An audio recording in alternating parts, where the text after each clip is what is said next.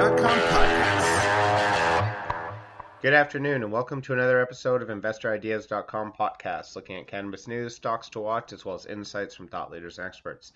I'm your host, Taylor Van Zandt, and in today's podcast, we look at a few early announcements from Organigram Holdings Incorporated, trading on the TSX Venture as OGI and the OTCQX as OGR-MF. Village Farms International Incorporated, trading on the TSX and the NASDAQ as VFF. PURA Incorporated, trading on the OTC as PURA, and Cali Extracts, trading on the OTC as KALY, as well as Nextech AR Solutions, trading on the OTCQB as NXCF, and the CSE as NTAR.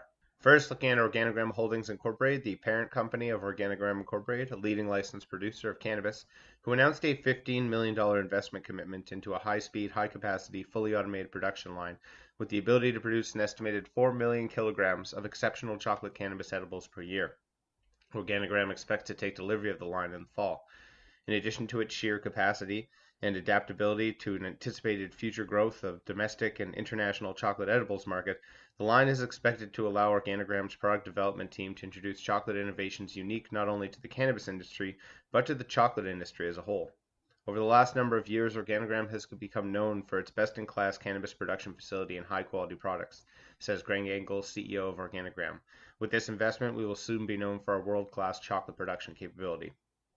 The full Organigram chocolate offering that is under development is expected to be supported by a carefully curated collection of partners and suppliers identified for their own global expertise and unwavering commitment to quality.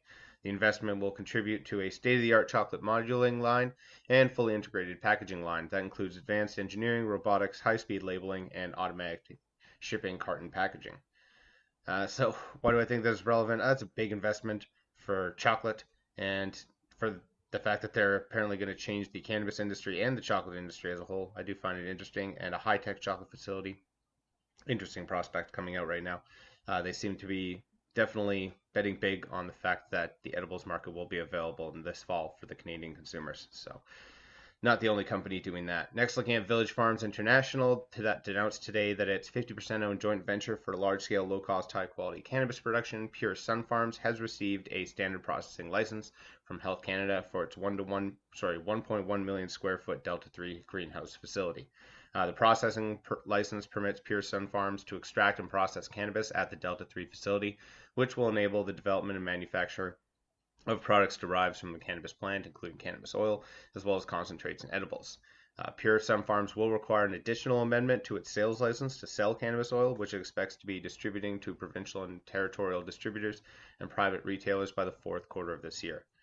So commenting on this, receipt of the processing license is a critical step in the execution of our product development strategy, allowing us to expand beyond dried flower into the production of cannabis oil for the current legal recreational market, as well as to develop a wide range of products for the expected legalization in Canada of concentrates and edibles for recreational use in October of 2019, said Mandesh Dosanjh, President and Chief Executive Officer of Pure Sunfarms. Importantly, the processing license permits Pure Sunfarms to store cannabis oil on the site at the Delta 3, which will allow us to purchase oil from external extractors for production of concentrates and edibles ahead of having our own extraction operations in place, which we continue to target for this year.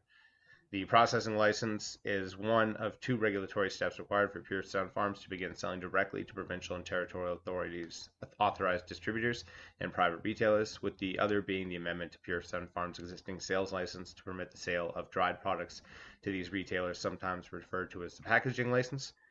Pure Sunfarms continues to expect to receive the requisite amendment to its sales license during the second quarter of 2019. So if you haven't been following, Pure Sunfarms is one of the biggest facilities coming online, 1.1 million square feet.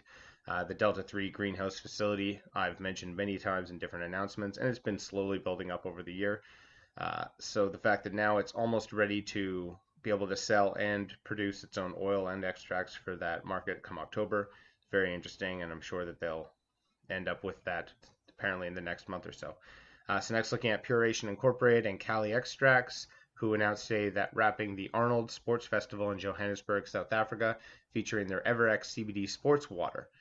So Cali is a Pura partner with a patented cannabis extraction process licensed to Pura and instrumental to the production of EverX.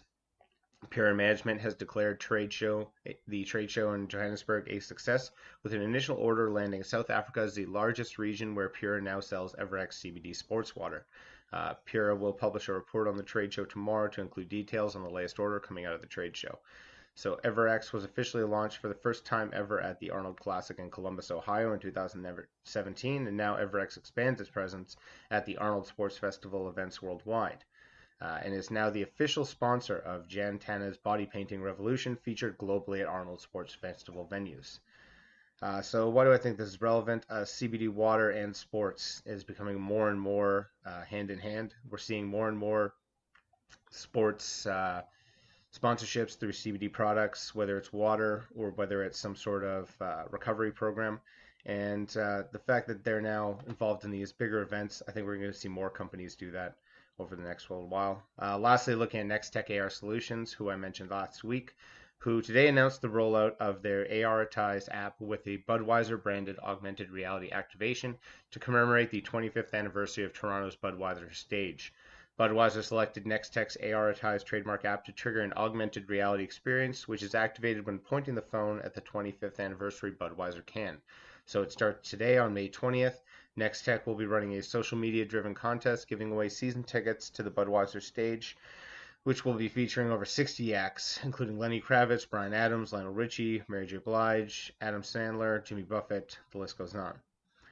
So the AR-tized app, available on both Apple and Android mobile devices, uses advanced 3D imaging technology to create engaging augmented reality experiences. So I mentioned the AR-tized before last week, but now is working with a pretty big brand, Budweiser. So commenting on this, we're excited to be launching our AR-tized trademark app with the activation for a well-respected brand like Budweiser and showcasing how augmented reality can enhance customer engagement, said Evan Gappelberg, CEO of NextTech. Our app allows brands to curate an immersive branded experience where they can sell, teach, communicate, and share their product, service, or experience through augmented reality that is accessible on the device all consumers use regularly, their mobile phone.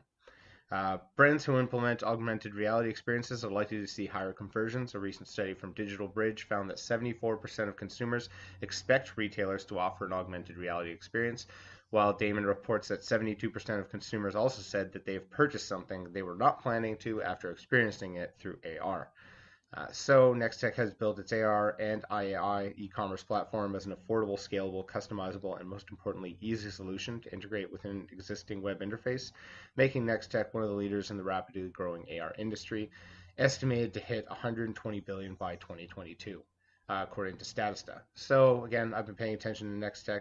They're not the only company doing this, but they are the ones that seem to be jumping ahead and working now with pretty big brands. So the fact that they're working with Budweiser will actually give consumers a chance to see how much of an impact this AR-tized app can have, especially when working with a large-scale company. That's all for today's podcast. Enjoy your Monday. That's all for today's podcast. Podcast is now a certified word trademark on the blockchain through Cognate Incorporated's CM certification. InvestorIdeas.com podcasts are also available on iTunes, Spotify, Google Play Music, Stitcher, iHeartRadio, Spreaker, and TuneIn. If you'd like to be a guest or sponsor of this podcast, please contact InvestorIdeas.com. Investor Ideas reminds all listeners to read our disclaimers and disclosures on the InvestorIdeas.com website, and this podcast is not an endorsement to buy products or services or securities.